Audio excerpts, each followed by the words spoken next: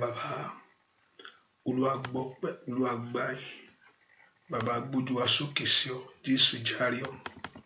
Láàárọ̀ yìí fi agbára rẹ hàn, láàárọ̀ yìí bú jáde, láàárọ̀ yìí náwó agbára rẹ, láàárọ̀ yìí fi ìṣẹ́gun rẹ hàn.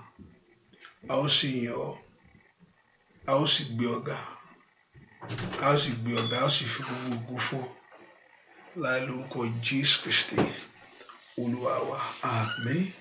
Mọ́lá ní kábẹ̀ dúpẹ́ lọ́wọ́ Jésù fún iṣẹ́ ìyanu rẹ̀ ṣẹ́. Children of God, let's thank Jesus for his wonderful work, Fún ògo rẹ̀ àti ẹwà rẹ̀ lórí ayé wa. for his glory and his beauty over our life. Lọ́ọ́ ká dúpẹ́ lọ́wọ́ Jésù fún ìyanu rẹ̀, I want us to thank him for his wonderful works, fún àlàáfíà rẹ̀ lórí ayé wa ṣẹ́. for his peace over our life, Ọba tí ò dojú tì wá, the one who has not put us to shame, ọba tí ò fi ẹ̀gàn ṣe ayé wa the yìí. one who has not made us to be disliked by people. Ẹ ká dúpẹ́ fún orí ọ̀fẹ́ yìí, fún ohun tọ́lọ́run ṣe nínú ayé wa. Let's thank him for this grace, for what he's doing in our life. Ẹ ká dúpẹ́ fún ọ̀rọ̀ rẹ̀, Let's thank him for his words èyí tó dájú lórí ayé wa that is ṣẹ́, sure over our life, èyí tó dájú lórí iṣẹ́ wa, that is sure over our job, èyí tó dájú lórí ilé wa, that is sure over our household, èyí tó dájú lórí ayé ọmọ wa. that is sure over our children. Ẹ ká dúpẹ́ fún Jésù yìí tí ó Let's ṣe thank this ìyanu ayé Jesus wa that is yìí. doing wonderful things in our life. Olúwo mọ̀ ṣeun, That the Lord thank you. Ọlọ́run á yìn ọ́ lógo, olúwo That God ṣeun, will praise you, will give you praise. Ọlọ́run á gbé ọ̀gá, ó mọ̀ ṣeun, Lord will give you praise. ọba tó jẹ́ agbára fún The wa, God who is our power.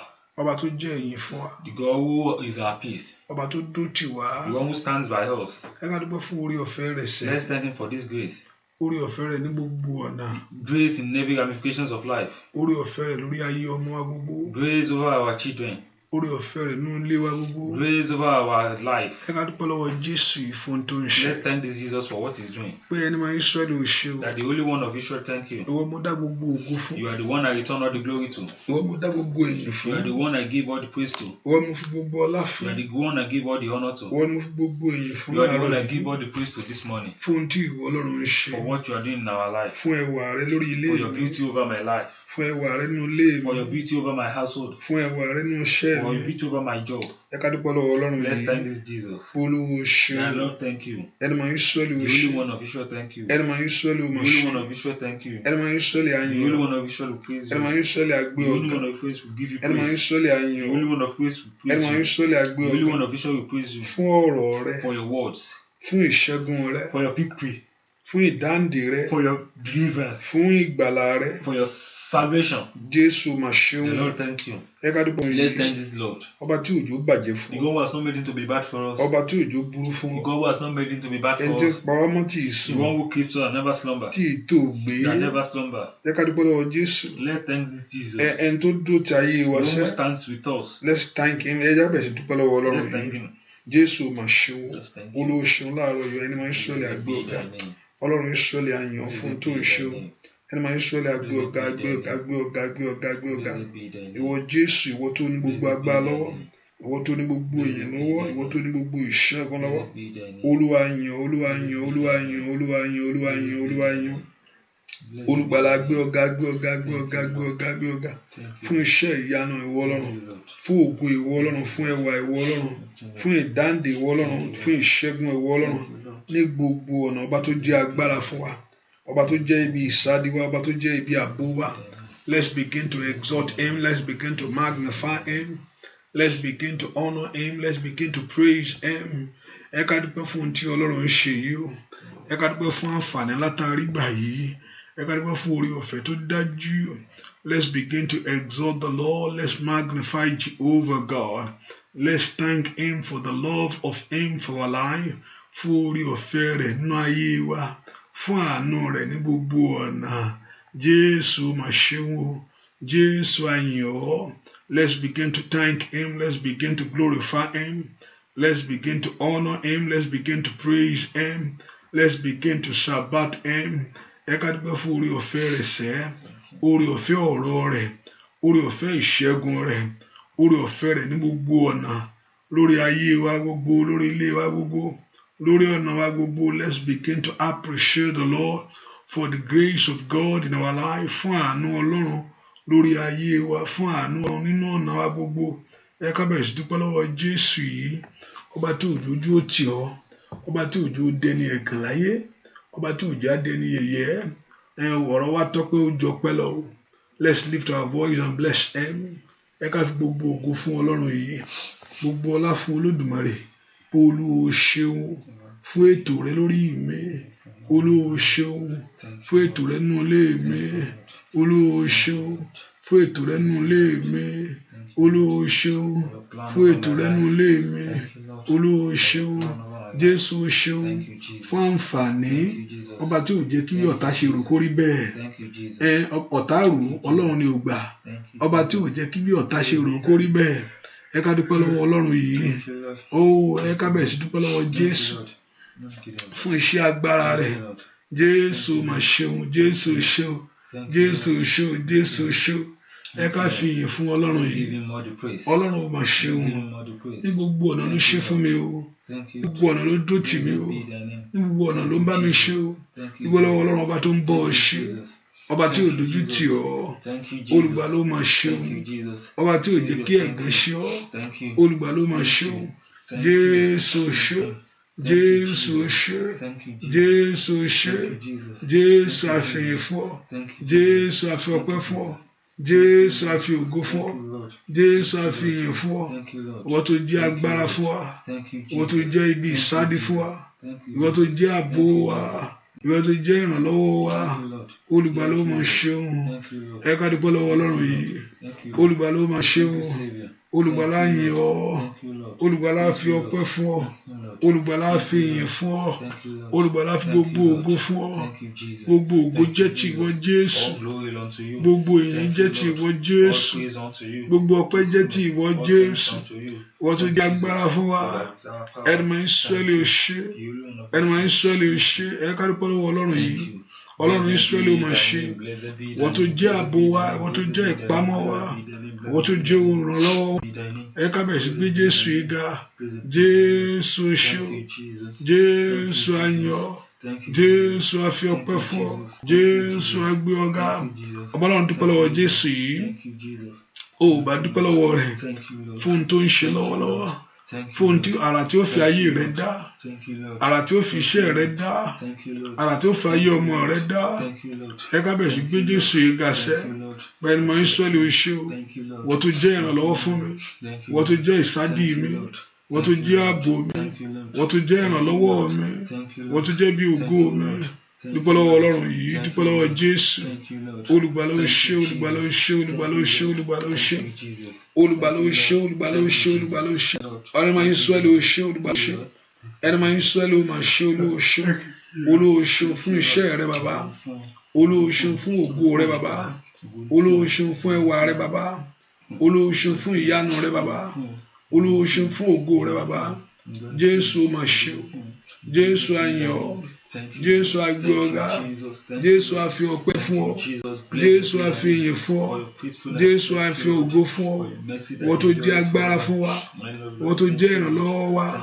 Wọ́n tó jẹ́ ibi ìsádi wa. Wọ́n tó jẹ́ ibi ààbò wa. Olùgbàlà ó ṣe.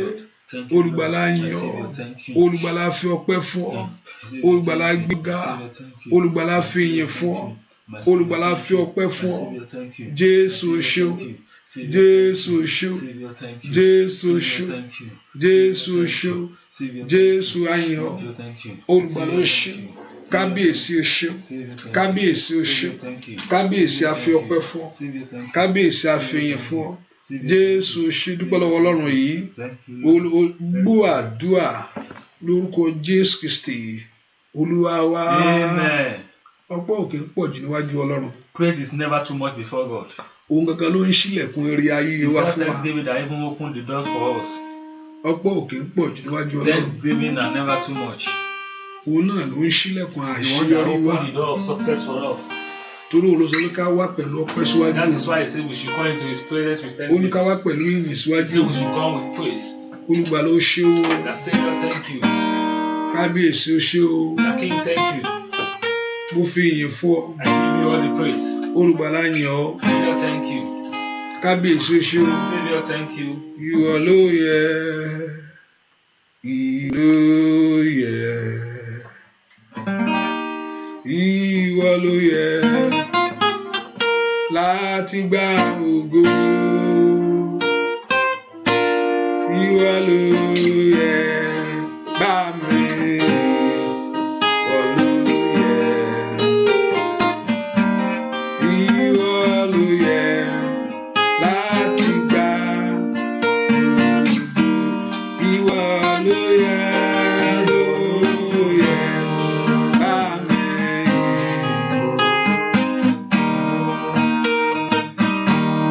Ìwọ ló yẹ láti gba ògo. Bàbá, ìwọ ló yẹ, kábíyèsí. Ìwọ ló yẹ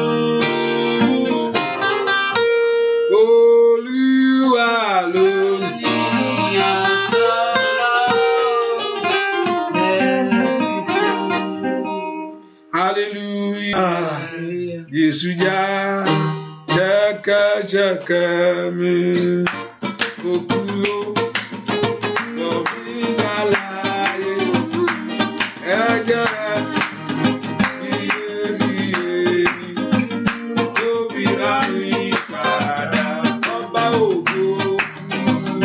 Jésù já ṣẹ̀kẹ̀ṣẹ̀kẹ̀ mi òkú lọ́mí dàláyé ẹ̀jẹ̀ iyebíye ló fi rà mí padà ọba ògo já.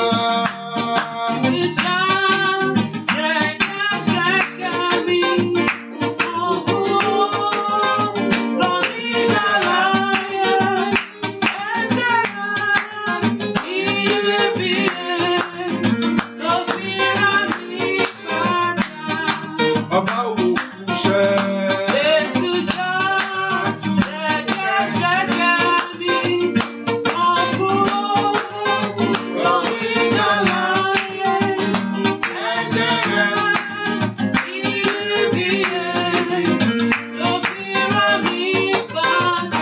Ọba ògo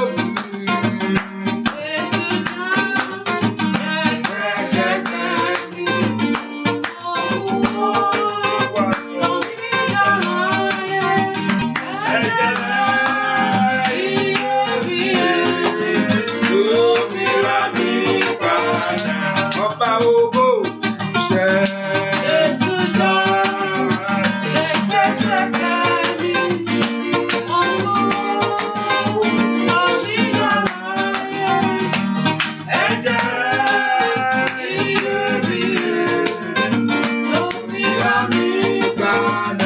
Ọba ògo nítorí mi.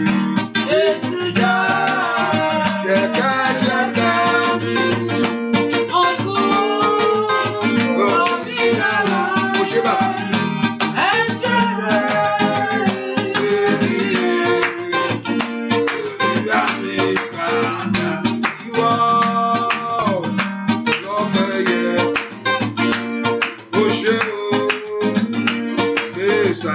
Ó ṣe bàbá.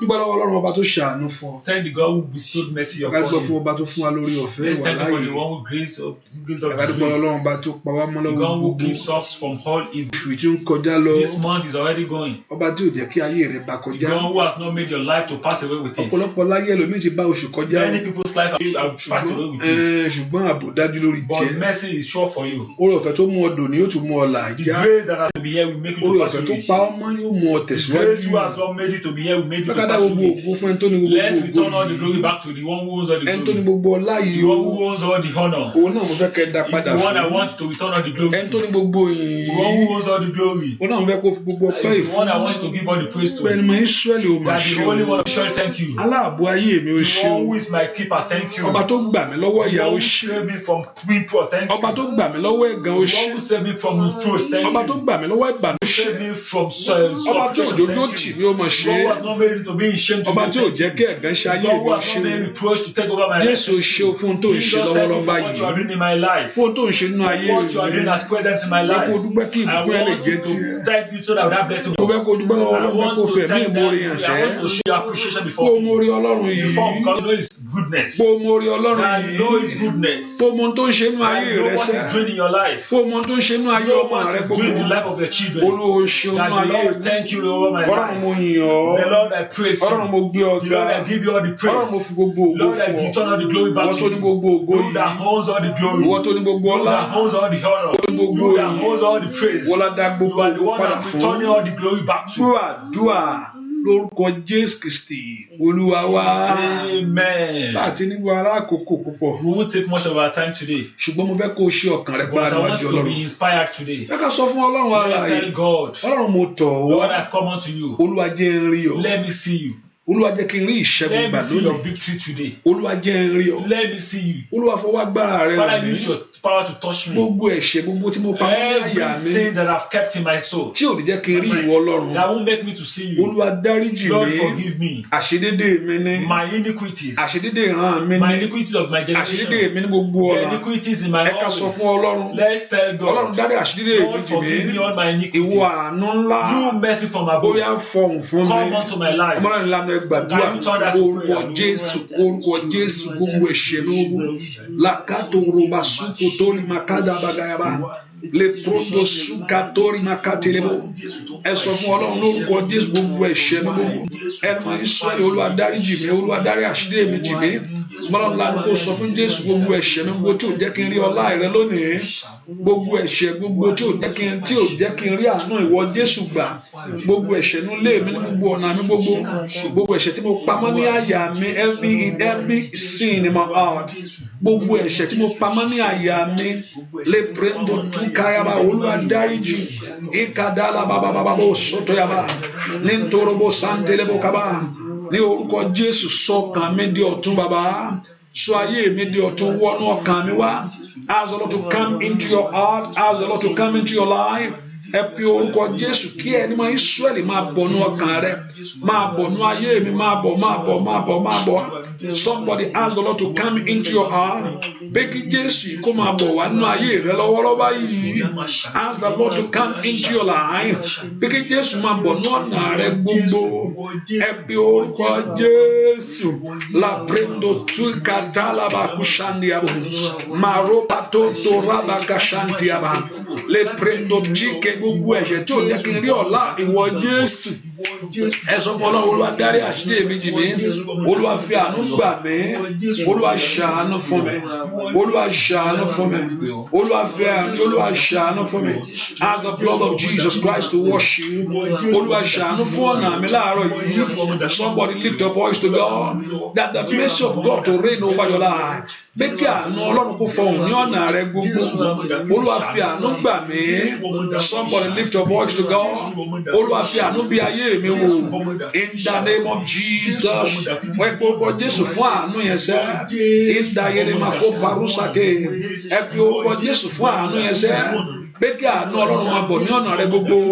Ní orúkọ Jésù. Gbọ́ àdúrà lórúkọ Jésù Kristi. Olúwa wa. Wá orúkọ Jésù. Call the name of Jesus. Once you have agree with God, the sin mean agree with God. Ẹ̀ṣẹ̀ mi pé kókó láti mú ẹ̀ṣẹ̀ kú o gbúdọ̀ ní ìfọwọ́sowọ́pọ̀ pẹ̀lú Ọlọ́run.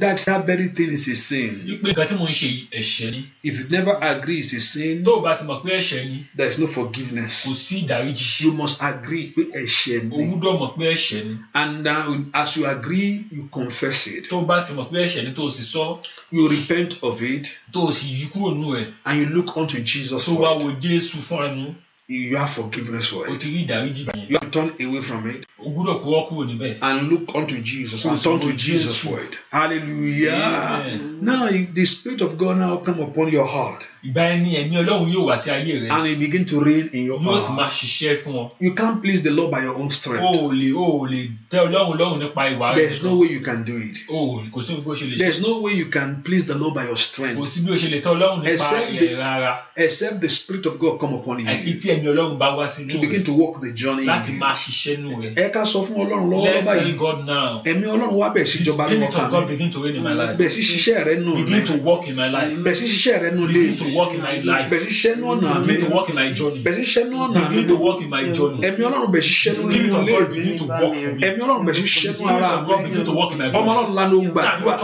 Ó Jésù tó ká tó ká bàbá kádàbà.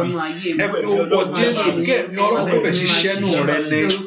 Ẹ̀mí Ọlọ́run bẹ̀ sí ṣiṣẹ́ nù ọkàn mi. Ẹ̀mí Ọlọ́run bẹ̀ sí ṣiṣẹ́ nù ilé mi. Ẹ pé orúkọ Jésù kó dáadáa bàbá. Ẹ̀mí Ọlọ́run kó bẹ̀ sí ṣiṣẹ́ nù ọ̀nà rẹ gbogbo. Ọmọ Ọlọ́run lánàá kó gbàdúrà. Láǹtà tó kó bá táǹtò kó bá yàgàrà. Lẹ́ńtà kó dáró bá kó ṣáájú ọ̀rọ̀ bàkàtẹ́. Ẹ̀mí Ọlọ́run bẹ̀ sí ṣiṣẹ́ nù mí lónìí. Àǹdodo adàbàbò sóńtò lè má dá. Màdòdòdò lè má dá sóńtò lè má kábà. Bóyá ẹ̀mí Ọlọ́run kó bẹ̀ sí ṣiṣẹ́ nù ayé mi. Wá kúnnú mi sọ ọkàn mi dídá fún ìwọ Jésù. Revive your spirit in me. Dẹ́ ẹ̀mí rẹ padà sínú rẹ. Ẹ̀mí rẹ tí ó mú mi rìn dédé. Ẹ̀mí rẹ tí ó mú tẹ̀lé ọ̀rọ̀ rẹ. Ẹ̀mí mi tẹ̀lé orúkọ Jésù tí ó gbòrí mi sókè. Mọ́nà náà kó gbàdúrà sẹ́kẹ́ mi Ọlọ́run kó wá jọba. Ní orúkọ Jésù. Màtótó káyábàgàbàgàbà. Rúbàtótó tàlábàgàbà. Àmàlà orúkọ Jésù. Kí ẹ̀mí Ọlọ́run kó jọba nú ayé rẹ sẹ́. Ẹ̀mí Ọlọ́run wá jọba nú iṣẹ́ mi o. Ẹ̀mí Ọlọ́run wá jọba nú ọ̀nà mi gbogbo. Orúkọ Jésù. Dúà lórúkọ Jésù Kristi.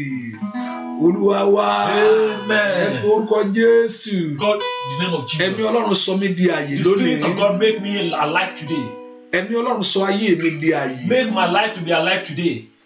Ẹlòmíì wà ó ti kú o. Some people are dead, Ṣùgbọ́n ó kàn ṣe ń rìn ni. but they are just merely walking. Ohun tí ọ̀tá ń dóde ní pé kó lulẹ̀ yakata. What the enemy is waiting for is for them to fall. Ọ̀pọ̀lọpọ̀ ẹlòmíì ó ti kú wáta. Yeah, some people have died already. Bẹ́ẹ̀ ni ọ̀pọ̀lọpọ̀ wọn ti parí iṣẹ́ lórí ẹ̀. Some people already died already.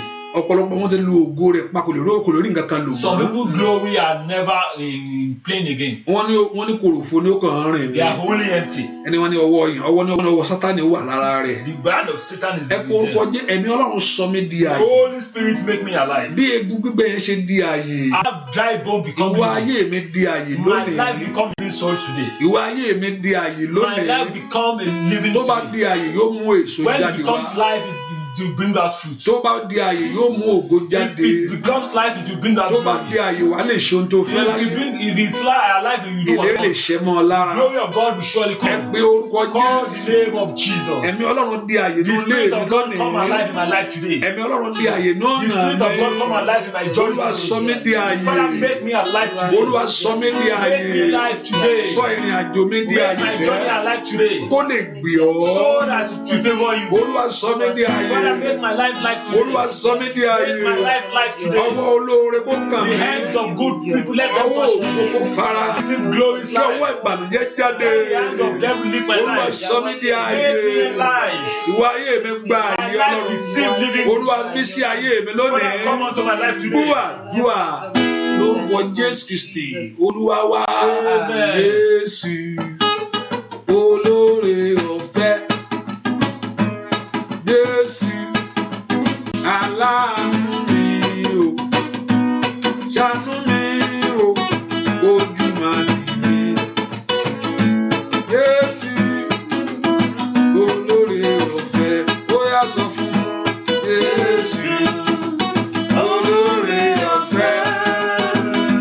Jésù aláàánú mi. Ṣàánú mi o. Ojú máa tì mí.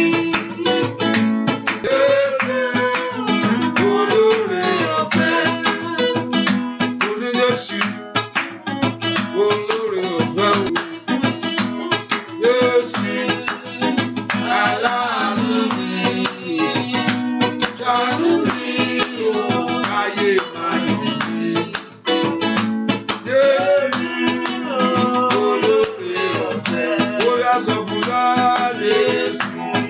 Bóyá olóore ọ̀fẹ́. Jésù aláàánú mi. Ṣàánú mi o, lójú máa tì mí. Jésù olóore ọ̀fẹ́. Ó ṣàánú lórí ilé rẹ̀, ó ṣàánú lórí ọmọ rẹ̀ ṣẹ́. Ó nu gbogbo mi dénú lórí ayé rẹ̀ gbogbo. Ojú má ṣe tì ọ́, ayé má ṣe yọ ayé rẹ̀ ní. Kí ìlérí Ọlọ́run tó ṣẹ mọ́ ọ lára o ní gbogbo ọ̀nà. Bàbá Jésù olóore ọ̀fẹ́ o. Jésù aláàánú mi o. Ṣàánú mi o, ojú má tì mí. Jésù olóore ọ̀fẹ́. Ó yá sọ fún sẹ́. Olóore ọ̀fẹ́. Ó yá Jésù aláàánú mi. Ṣàánú mi o, ojú má tì mí. Jésù olóore ọ̀fẹ́. Ṣàánú mi o, kẹ́bí má kàn mí. Jésù olóore ọ̀fẹ́. Ó yá sọ fún sẹ́. Ṣàánú mi o, ojú má tì mí. Jésù olóore ọ̀fẹ́. Ó yá ṣàánú mi o, kẹ́bí má kàn mí. Jésù olóore ọ̀fẹ́. Ṣàánú ayé mi. Ṣàánú mi o, lójú má tì mí. Jésù olóore ọ̀fẹ́. Ṣàánú ilé mi. Ṣàánú mi o, lójú má tì mí. Jésù olóore ọ̀fẹ́. Ẹ pe orúkọ Jésù. Call the name of Jesus. Olúwa ṣàánú fún mi. Have mercy upon me. Ẹ má jọjọ́ lọ mọ́ mi lọ́wọ́ o. Don't let my age go in vain. Olúwa ṣàánú fún mi. Have mercy upon me. Ẹ má jẹ́ ìgbà sọnù mọ́ mi Don't lọ́wọ́. let me lose my time. Olúwa ṣàánú fún mi. Have mercy upon me. Ẹ dá ògo ayé mi padà Restore fún mi. my glory. Oṣù yìí ti fẹ́ lọ báyìí This nìyẹn. month is going already. Oṣù ti lọ kó tó mọ̀ This ọdún month ìjẹ is parí going o. already. Ẹ pe orúkọ Call the name of Jésù. Ìwọ Jesus. Jésù olóore You, ọ̀fẹ́. Jesus, the great Ó yá God. ṣàánú ayé Have mi. mercy upon my life. Ìwọ Jésù olóore You, ọ̀fẹ́. Jesus, the one Ó who yá já ayé mi Father, gbàṣẹ́. smash my life. Ìwọ Jésù olóore ọ̀fẹ́. Jesus, the great Ó yá dá God. ògo mi padà fún Restore mi. my glory. Ọmọ náà ńlá ló gbàdúrà. Can you turn that to Orúkọ prayer? Jésù kótókótó lamakata labagalabagaba. Létò korobo sontorobo sankerebo. Ọmọ náà ńlá ló gbàdúrà kó pe Jésù. Ìwọ Jésù olóore ọ̀fẹ́ ṣàánú ayé mi. Ó yá ọmọ náà ńlá ló gbàdúrà kó sọ fún Ọlọ́run. Pé kí Jésù olóore ọ̀fẹ́ kó gbà ọ́ lọ́wọ́ ìyà yẹn o. Ìkà náà máa kó parúsà tẹ́lẹ̀ mọ̀ kó parúsà tẹ́lẹ̀. Ní orúkọ Jésù kó fi àánú bí ayé rẹ wò. Ẹ fi orúkọ Jésù. Ìwọ Jésù olóore ọ̀fẹ́. Nànánà máa kó parúsà tẹ́lẹ̀ mọ̀ kó purada. Ó yá orí ọ̀fẹ́ kó dájú fún ọ. Àmọ́ ńlá ló gbàdúrà ní kí Jésù olóore ọ̀fẹ́ kó ṣàánú fún ayé rẹ. Jésù olóore ọ̀fẹ́ ṣàánú fún mi. Wúndà yóò máa kú sàtórí màkà. Àmọ́ ńlá ló gbàdúrà ìwọ Jésù olóore ọ̀fẹ́. Ó yá ṣàánú ayé mi. Ṣàánú ilé mi. Ṣàánú ayé ọmọ mi. Lè tàtórí máa kó parúsà táyàbá. Ẹ fi orúkọ Jésù. Oore ọ̀fẹ́ ọ̀rọ̀ rẹ kó dájú fún mi. In the name of Jesus. Oore ọ̀fẹ́ kó dájú fún mi. Àmọ́ ńlá ló gbàdúrà ní orúkọ Jésù. Làpàtó tàró pàtúkàtà. Ìwọ Jésù olóore ọ̀fẹ́. Níndòrò gbogbo ṣàǹdòrò ṣàǹdìàbà. Bàgòdò gbogbo parúbà títẹ̀lé gbogbo. Àmọ́ ńlá ló gbàdúrà. Ẹ fi orúkọ Jésù yẹn. Ìwọ Jésù olóore ọ̀fẹ́. Ó yẹ kẹrẹ àánú ńlá gbà. Ó yẹ ọmọ náà ńlá ló gbàdúrà.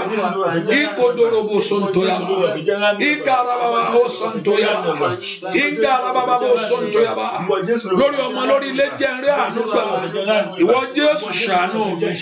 Ní orúkọ Jésù ṣàánú mi. Gbúàdúà lórúkọ Jésù Kristi Olúwa wa. Amen. Orúkọ Jésù. Call the name of Jesus. Gbogbo ipá tí ń lépa ayé mi. Every power that is following my life. Èyí tí ń béèrè fún ìtìjú. That is asking for my regret. Èyí tí ń béèrè fún ikú àìtọ́jọ́. That is asking for my shame and my untimely death. That is asking for my death. Èyí tí ń béèrè fún pé kó má rọmọ bí láyé. That is asking for my barrenness. Èyí tó fẹ́ kó fẹ́ kí ìrìn àjò gbọ́. That doesn't want the journey to favor me. Every part following my life. Ìwọ ogun tó dìde máa yé Do this problem that arise in my life. Father, put them to shame. Jésù sọ mí di aṣẹ́gun lónìí. Jesus make me the victory man today. Olúwa sọ mí di aṣẹ́gun lónìí. Father, make me the victor today. Lọ́wọ́ ipá ọ̀tá. From this power of enemy. Lọ́wọ́ ogun tí ọ̀tá ń jà. Lọ́wọ́ ìjà tí ọ̀tá ń jà. From the fight of enemy. Olúwa sọ mí di aṣẹ́gun lónìí. Make me the victory man today. Àmọ́ Ọlọ́run ńlá ló gbàdúrà. Ó yá orúkọ Jésù. Màtótó ro bàkàlàbà. Ní orúkọ Jésù sọ mí di aṣẹ́gun lónìí. Ní orúkọ Jésù sọ mí di aṣẹ́gun lónìí. Ìkàrà bàbàbàbàbàbà. Ẹ sọ fún Jésù. Ẹ fi orúkọ Jésù. Ní orúkọ Jésù sọ mí di aṣẹ́gun. Olúwa fún mi ní ìṣẹ́gun. Olúwa fún mi ní ìṣẹ́gun. Olúwa fún mi ní ìṣẹ́gun. Olúwa fún mi ní ìṣẹ́gun. Ní orúkọ Jésù. Olúwa jẹ́ rí ìṣẹ́gun gbà lónìí. Olúwa fún mi ní ìṣẹ́gun. Ní orúkọ Jésù. Olúwa jẹ́ rí ìṣẹ́gun. Olúwa jẹ́ rí ìṣẹ́gun rẹ̀. Olúwa jẹ́ rí ìṣẹ́gun rẹ̀. Olúwa jẹ́ rí ìṣẹ́gun rẹ̀. Olúwa jẹ́ rí ìṣẹ́gun rẹ̀. Olúwa jẹ́ rí ìṣẹ́gun rẹ̀. Dé gbogbo ọ̀nà ṣẹ́gun. Lótagola bàbàbà. Lẹ́sọ̀ntò robo ṣàǹtìyàbá. Ẹ pọ̀ orúkọ Jésù. Olúwa fún mi ní ìṣẹ́gun. Ìgbàdo gbogbo parusati. Mọ́nà ló gbẹ̀dọ̀. Ní orúkọ Jésù. Olúwa fún mi ní ìṣẹ́gun. Ní orúkọ Jésù fún mi ní ìṣẹ́gun. Olúwa jẹ́ ráàánú rẹ gbà. Fún mi ní ìṣẹ́gun bàbá. Gbọ́ àdúrà lórúkọ Jésù Kristi. Olúwa wá. Amen. Olúwa sọ mí di òmìnira nínú àdúrà. Father, make me the victory man today. Jẹ́ gbogbo tó bá ayé tó ń bó tó ogun tó dó tì mí kó ṣẹ́ lónìí. Let every problem that stands with me ẹ̀yin ogun ọ̀run ẹ dá sí ọ̀rọ̀ ayé mi tí mo gbé wá.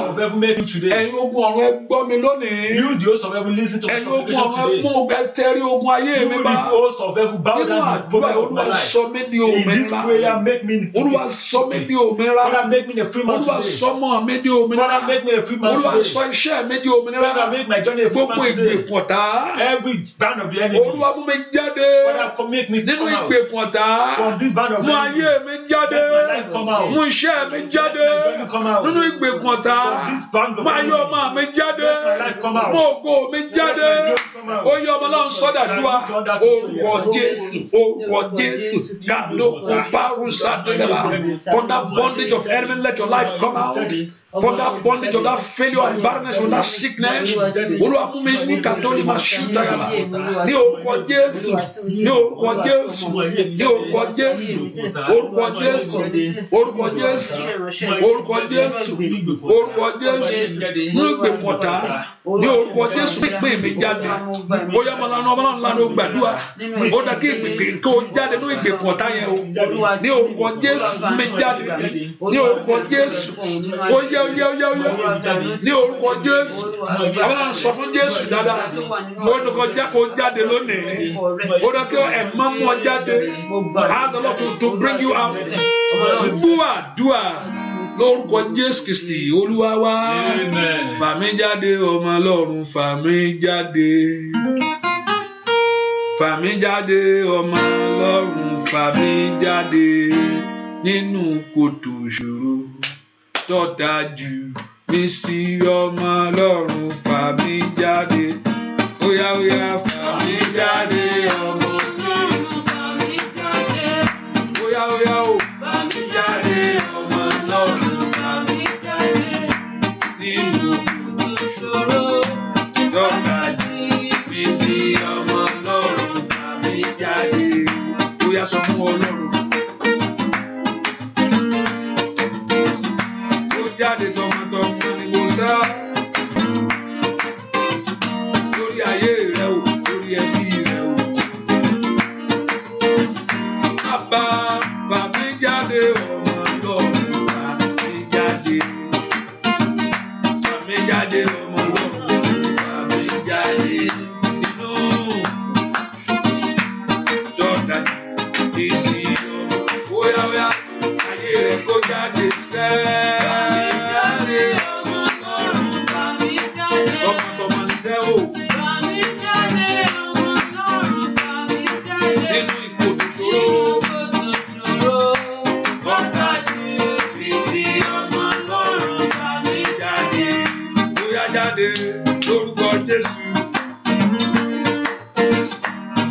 jáde lọ́wọ́ ìṣòro.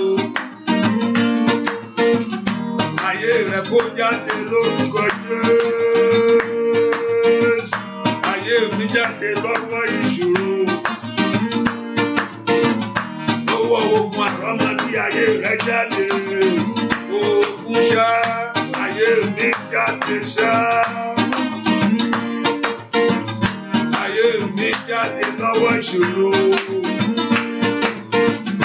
Ayé rẹ̀ jáde lọ́wọ́ àìní. Óyá o, ogun ṣá ayé rẹ̀ jáde lọ́wọ́ ìṣòro. Ogun ṣá o. Bàbá bá mi jáde, ọmọ Ọlọ́run bá mi jáde. Bá mi jáde, ọmọ Ọlọ́run bá mi jáde.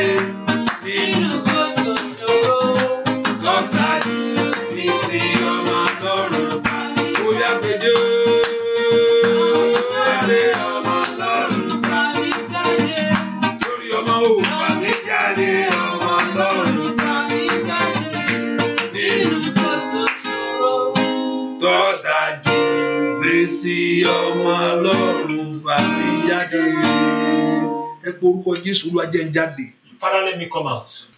Olúwa jẹ́ n jáde láàárọ̀ yìí. Let me come out this morning. Ẹnìkan ogun ọjọ́ pípẹ́ Ọlọ́run yóò ṣẹ́ fún ọ láàárọ̀ yìí. God will conquer one long time problem for you this morning.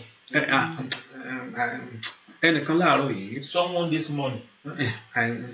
Ogun ọjọ́ pípẹ́ mi mọ how many years that you have been passing through that thing.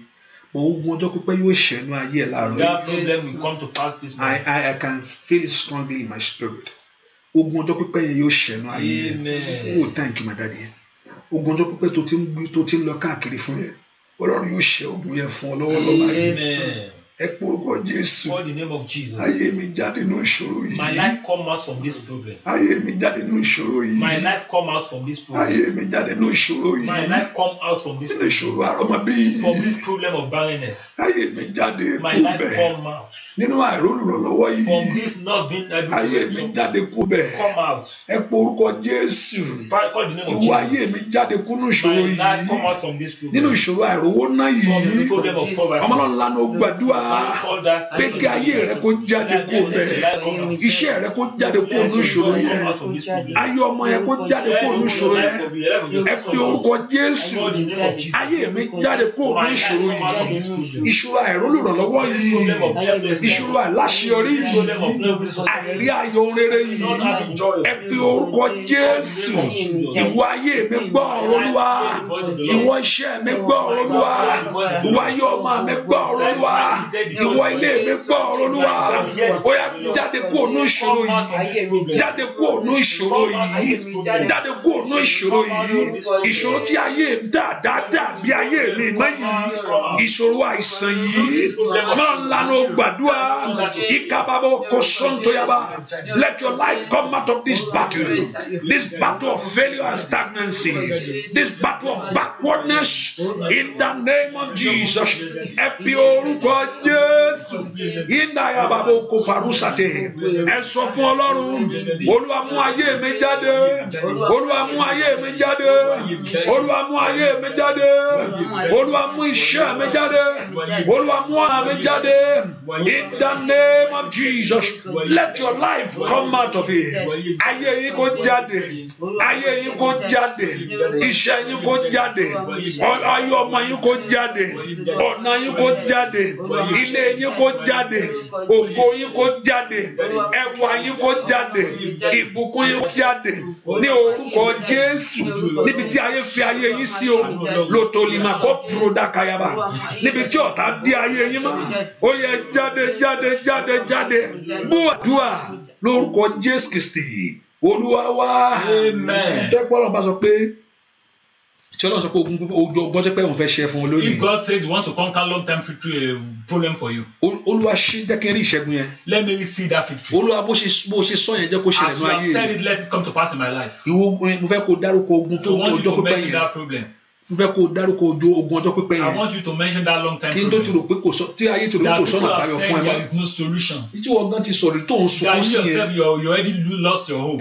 Olúwa jẹ́ kí ìṣẹ́gun tó sọ pé ó Father, fara let that victory come upon me today. ogun ọjọ́ pípẹ́ yìí jẹ́ kó ṣẹ́ ogun Let yẹn this sọ bàbá problem come to an jẹ́ end kí ọ̀rọ̀ today. rẹ ṣẹ mọ́ mi lára Let your word come to my life and come to Olúwa pass jẹ́ in kí my ọ̀rọ̀ life. rẹ ṣẹ mọ́ mi lára Let your word come kí to pass in ogun my ọjọ́ life. pípẹ́ ayé mi kó di Let asán this long time problem become ogun ọjọ́ pípẹ́ nu ilé mi kó di asán let it become something of the past. ogun ọjọ́ pípẹ́ fún mi lórílẹ̀‐èdè yìí kó di asán Let the problem become something of the ogun past. ọjọ́ pípẹ́ ní ìrìn àjò mi kó di Let this asán long time problem become ẹ fi something of the orúkọ past. Jésù ogun ọjọ́ pípẹ́ yìí kó God, in di the name of asán Jesus, let it become something of the Ọlọ́run past. Ísírẹ́lì jẹ́ kí ọ̀rọ̀ náà kó God of ṣẹ nú Israel, ayé let mi it come to pass in my life. Olúwa jẹ́ kí ọ̀rọ̀ náà ṣẹ lórí Let your mi word come to pass in kí my ogun life. ọjọ́ pípẹ́ kó ṣẹ Let this kó ṣẹ problem of long pátá time come to pass in my kó life. wọlẹ̀ kí n má rí mọ́ Let it be. kí n má rí ní àgọ́ ara Don't mi let mọ́ me see it in my body kí n má again. rí nú ayé mi mọ́ Don't let me see it in my kí n life má rí ní again. agbègbè mi mọ́ Don't let me see it in my kí n má rí environment nú again. iṣẹ́ mi Don't mọ́ let me see it in my journey jẹ́ kí again. ogun ọjọ́ Let pípẹ́ this problem of long time kó problem ṣẹ́nu ayé let it mi come to an end in my ìka life. bàbàbàbà sọ̀ntòrìàbà lift your voice and begin to pray that long battle that Lord should destroy ogun ọjọ́ pípẹ́ that battle that so long your life that battle that been holding you that battle that been delaying your blessing somebody lift your voice to God Olúwa jẹ́ kí ogun ọjọ́ pípẹ́ náà ṣẹ let that battle that been following your life ìwọ Ọlọ́run tó lọ bọ́ fẹ́ ṣíjú ọjọ́ pípẹ́ o jẹ́ kí ogun ọjọ́ pípẹ́ nú ayé mi that long battle that thing that you have been battling with that struggle that shame that disappointment in your life Olúwa jẹ́ kí ogun ọjọ́ pípẹ́ ìgàdọ́ lè máa gbọ́ pàdúsà tẹ́lẹ̀ o liprendo dúkẹ́lẹ́ máa kaba ogun ọjọ́ pípẹ́ tó dúró ti lé mi tó dúró tó ṣẹ́ mi somebody pray let that battle be over let that battle be over let that battle be over bó o ṣe sọ pé ó ṣe ogun ọjọ́ pípẹ́ yẹn Olúwa ṣe jẹ́ kí ìfarahàn yẹn kó ṣẹlẹ̀ jẹ́ kí ìṣẹ́gun yẹn kó ṣẹlẹ̀ let the manifestation of it in the name of Jesus in Jesus' name we pray. Amen. Ìwọ́n tó o ti ṣe àdúrà If you are here to share this prayer, ṣe pápápá do it fast as kí possible. ìbùkún rẹ̀ lè jẹ́ So that tiẹ̀. the blessing will be Ẹ yours. fi orúkọ In the name of Jésù. Jesus. Olúwa má jẹ́ rí ogun yẹn mọ́. Don't let me see this problem again. Olúwa má jẹ́ rí ogun yẹn mọ́. Don't let me see this problem again. Olúwa má jẹ́ rí ìjà yẹn mọ́. Don't let me see this fight again. Olúwa má jẹ́ rí àìsàn yìí mọ́. Don't let me see this sickness again. Olúwa má jẹ́ rí ogun yìí mọ́. Don't let me see this problem Wọ́n again. sọ pé ó ṣẹ̀ṣẹ̀ fún mi You bẹ́ẹ̀. say you conquer it for me. Wọ́n sọ pé ó dàbíláre You dàbíláre say you bẹ́ẹ̀. make me free, Father, make me free. Wọ́n sọ pé ó fún mi ní ìṣẹ́gun You fún say mi ní you give me ìṣẹ́gun victory, bẹ́ẹ̀. Father, give me that victory. Wọ́n tó ló gbèjà mi You gbèjà say mi you fight bẹ́ẹ̀. on my behalf, Father, fight on Ìwọ my ogun tí mo behalf. gbé wọnú àdúrà This yìí. problem I brought Ó you yẹ kó kí Ọlọ́run kó fi Hear iná the sí. voice of the Lord and Olúwa dáná ọ̀run sí. let it be consumed Kógun by náà fire. kò ṣẹ́ Let it be pátápátá. consumed by Kí fire. ìrànlọ́wọ́ kó dìde fún Let ayé mi. help come from my Ọmọ life. Ọlọ́run ló gbàdúrà. Orúkọ Jésù. Ilé àmàkùsà tayaba. Ìwọ ogun ọjọ́ pípẹ́ yìí ṣẹ̀ṣẹ̀. Let this battle, this long battle be over, this failure, this stagnancy. Ìwọ ogun ìfàsẹ́yìn, ìwọ ogun ìdènà. Ó yẹ Olúwa jẹ́ wọlé. Pátápátá. Lẹ́tọ̀ sútò kayaba. Lift your voice and pray to God. Ìwọ ogun ọjọ́ pípẹ́ wọlé nú ayé mi. Ìwọ ogun ọjọ́ pípẹ́ wọlé lórí iṣẹ́ mi. Ìwọ ogun ọjọ́ pípẹ́ wọlé nú ayé àwọn ọmọ mi. Some pray. Abalọ́ ńlá ló gbàdúrà. Ogun ọjọ́ pípẹ́ ìṣẹ́. Ìwọ ogun ọjọ́ pípẹ́ ìṣẹ́. Ìwọ ogun ọjọ́ pípẹ́ ìṣẹ́. Ìwọ ogun ọjọ́ pípẹ́ ìṣẹ́. Ìwọ ogun ọjọ́ pípẹ́ ìṣẹ́. Ìwọ ogun ọjọ́ pípẹ́ ìṣẹ́. Ìwọ ogun ọjọ́ pípẹ́ ìṣẹ́. Ìwọ ogun ọjọ́ pípẹ́ ìṣẹ́. Ní orúkọ Jésù. Ìwọ ogun ọjọ́ pípẹ́ ìṣẹ́. Ní orúkọ Jésù. Ìwọ ogun ọjọ́ pípẹ́ ìṣẹ́. Ní orúkọ Jésù. Ìwọ ogun ọjọ́ pípẹ́ ìṣẹ́. Ní orúkọ Jésù. Ìwọ ogun ọjọ́ pípẹ́ ìwọlẹ̀. Ó yá ọmọ náà lanu gbàdúrà. Orúkọ Jésù dáadáa. Màá tó tó lé bàkà payà. Sọ ní orúkọ Jésù. Ògbúdọ̀ tún bẹ́ẹ̀ wo oṣù tó bọ̀ yẹn o. That battle should not follow you to next month. That failure should not follow you to next month. That sickness should not follow you next month. Let the word of the Lord come to pass in your life. Ọ̀rọ̀ náà kó wá sí ìmúṣẹ. Let the word of the Lord come to pass in your home. In the name of Jesus. Let the word of the Lord come to pass in your life. Ọ̀rọ̀ náà kó wá sí ìmúṣẹ lára rẹ̀. Ìkàdóre máa kó parúpa sùtẹ́yàmá. Let the battle be over. Let that failure be over. Let that sickness be over. Let that disappointment be over. In the name of Jesus. Be over. In the name of Jesus.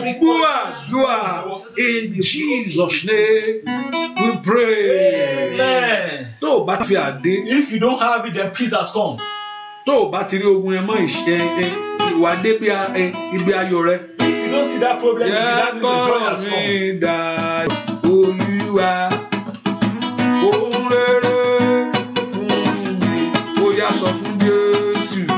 Yẹ kọ́rọ̀ mi dayọ̀ Olúwa ohun rere fún mi. Lórí ẹbí, lórí ọmọ, yẹ kọ́rọ̀ mi dayọ̀ Olúwa ohun rere fún mi. Ó yá sọ fún Jésù. Yẹ kọ́rọ̀ mi dayọ̀ Olúwa ohun rere fún mi. Nínú oṣù yìí, nínú àdúrà, yẹ kọ́rọ̀ mi dayọ̀ Olúwa ohun rere fún ayé mi. Àlékùmarè ò gbàgbà mi wá. Olúwa, ó yá lóhun rere fún mi. Ó yá sọ fún Jésù.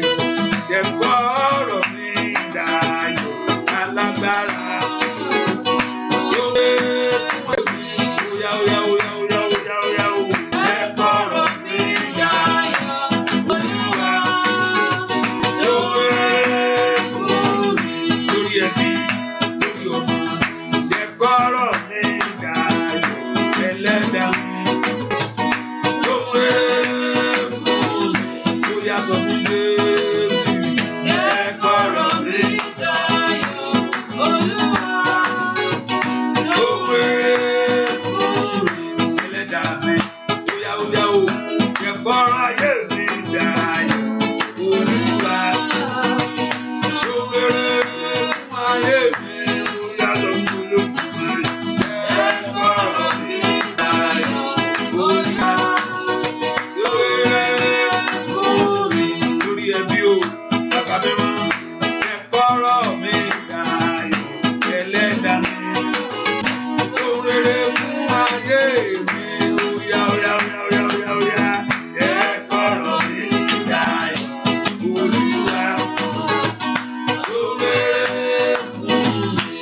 Ó yá nínú ẹbí o, bàbá mi. Yẹ kọ́rọ̀ mi dayọ̀ Olúwa. Ohun rere fún iṣẹ́ mi. Ó yá. Yẹ kọ́rọ̀ mi dayọ̀ Olúwa. Ohun rere fún mi. Ó yá. Olódùmarè. Yẹ kọ́rọ̀ mi dayọ̀ Olúwa. Ohun rere fún mi. Ó yá sọ fún Jésù. Yẹ kọ́rọ̀ mi dayọ̀ Olúwa. Ohun rere fún mi. Ẹ pe orúkọ Jésù. Call the name of Jesus. Àdúrà mi gbà lónìí. My prayer be answered today. Sọ fún Jésù. Tell Jesus. Àdúrà mi jó gbà láàárọ̀. Let my prayer be answered today. I'm not saying the next prayer.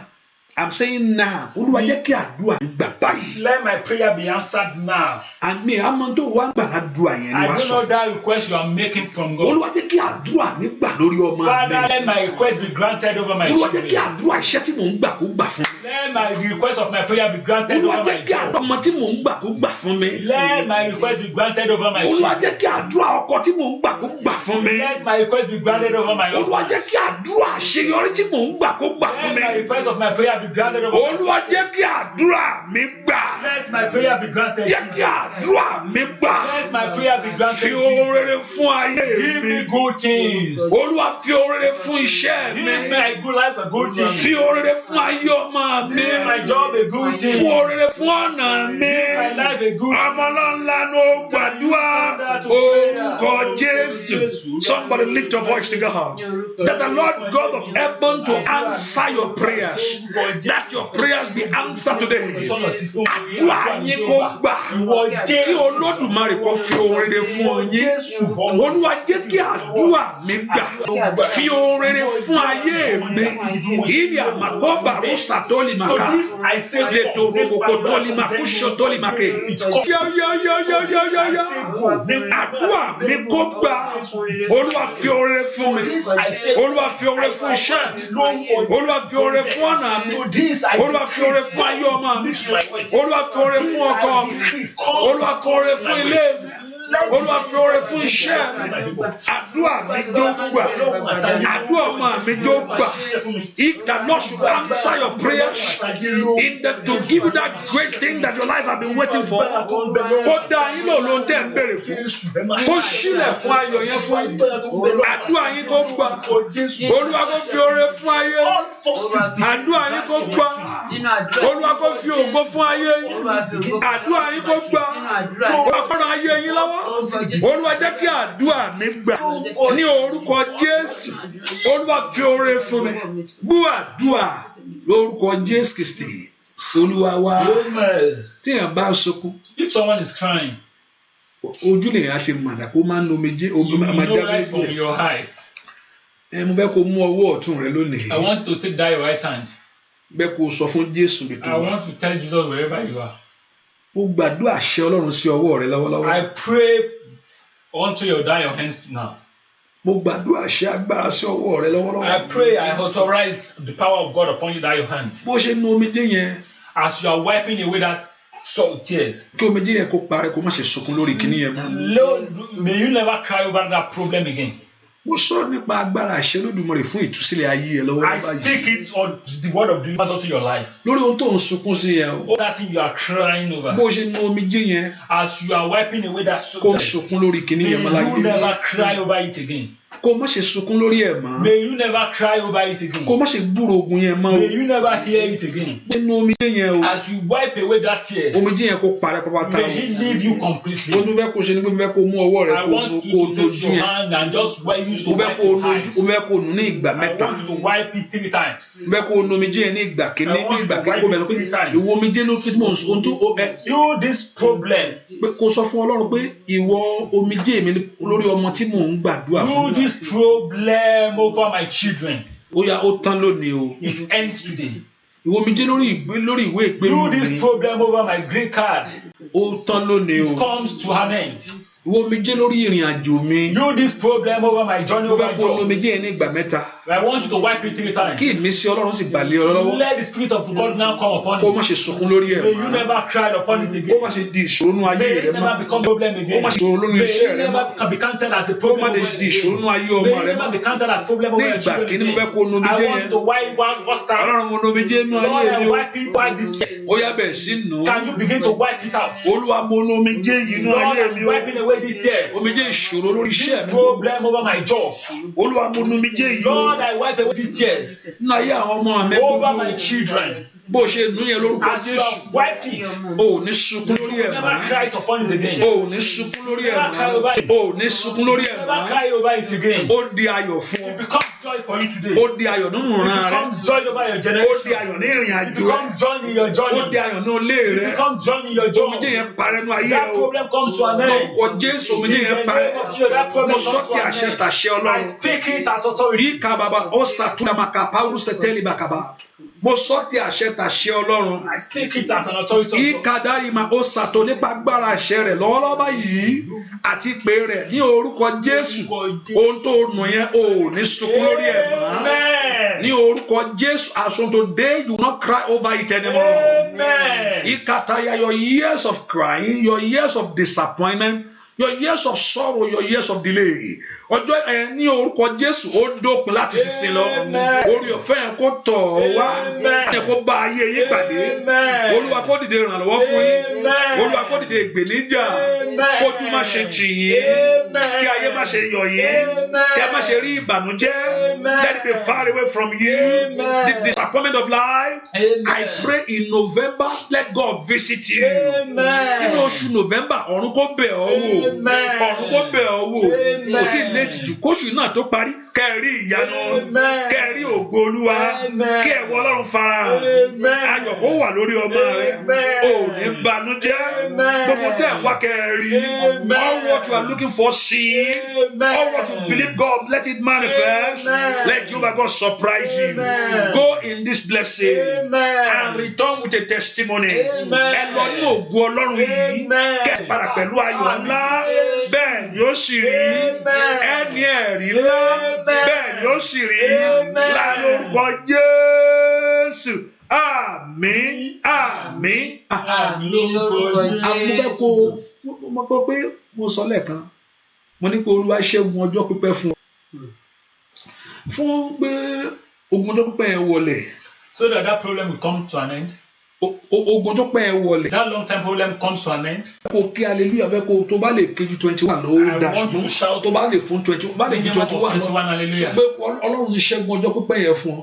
Bóyá bẹ̀rẹ̀ sí ké lọ́wọ́lọ́wọ́ báyìí hallelujah hallelujah hallelujah hallelujah hallelujah hallelujah hallelujah shout it hallelujah praise be the Lord hallelujah praise be to God that give you the victory hallelujah praise be to Jehovah God that put an end to that battle to that barrenness in your life to that failure in your life praise be the Lord ọba tó ṣẹ́gun yẹn fún mi hallelujah ọba tó tú mi sílẹ̀ hallelujah ọba tó jẹ́ ọ ní ìdè ìkàdóni makuta káyàbá hallelujah hallelujah for the victory hallelujah for the manifestation hallelujah for the manifestation of God's glory for the blessing of God in your life hallelujah for great things hallelujah praise be the Lord hallelujah bua lórúkọ Jésù Kristi Olúwa àtolùgbàlà wa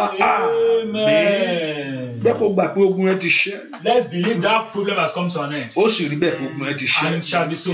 Bẹ́ẹ̀ kó fi sọ́kàn pé next week Saturday will be our the first Saturday of the month. First Saturday of the month that we give our Thanksgiving. Saturday tó ń bọ̀ yóò jẹ́ ọjọ́ àkọ́kọ́. If you have any, and I say you can do it, but you can send your testimony anytime. And we have set that day aside. And also, by God's grace, I've been saying that I want to pray with you, like we fast together, and it's going to be come on Facebook, but mostly I want us to be on like prayer of agreement. It's going to be on Zoom, like I can talk to you one-on-one if you want to talk to. So I agree with you on your. So by God's grace, maybe this week, let's see. Hallelujah. I've been saying it. I just want to go ahead on it. Hallelujah. But anytime I can say, oh, we are fasting tomorrow. You know, and I know that Lord Jehovah God will do great things in our life in Jesus' name. So they just put in mind, and I know that Lord Jehovah God will do great things in your life. In that. So the one thing I just want you to do, write your request down. And that's what we want to agree upon. That's what you are trusting God for. And when we come together, say when everything to agree shall come to pass in Jesus' name. Amen. And I know that Lord Jehovah God will do great things in your life in the name of Jesus. Amen. Agbára àṣẹ Ọlọ́run kó wọnú mi lọ. Ìwòsàn kó wọnú mi lọ. Ìtúsílẹ̀ kó wọnú mi lọ. Ìmúláradá kó wọnú mi lọ. Gbogbo èèyàn tó tọ̀ ìwọ Ọlọ́run wá lónìí jẹ́ rí ìdáǹdè. Let everyone that seek your face this morning experience the grace of God. Ohun tó Ọlọ́run ti ṣe inú ayé rẹ̀ kó di mímọ̀ fún ọ.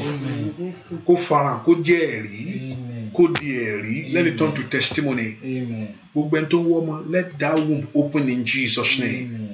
In the name Jehovah God remember you. Let everyone that is sick receive your healing. Go in this blessing and return with a testimony. In Jesus' name we pray. Amen. Amen. Amen. Hallelujah. Hallelujah. Àdúrà rẹ ti gbà o. And also make sure you share it and be a blessing in any way that God has put in your hand to be able to support the work of God. If you ask for it, there's nothing bad to ask to be a support. Even though I see there's a story that is over, even they want us to add more to it, but it's okay. Hallelujah. So we know that it's not anything is not free. You can even the data is not free. Yeah, I'm looking at the storage. The storage is full. You have to add more. All these things. The Lord Jehovah God will bless you in Jesus' name. Amen. Oore ọ̀fẹ́ Ọlọ́run kó gba yín gbé o. Amen. Kẹ́ra àánú gbà. Amen. Jésù Olúwa wa. Àmín, àmín, àmín lórúkọ Jésù. God bless you. Bye bye. Thank you for being here. Bye bye.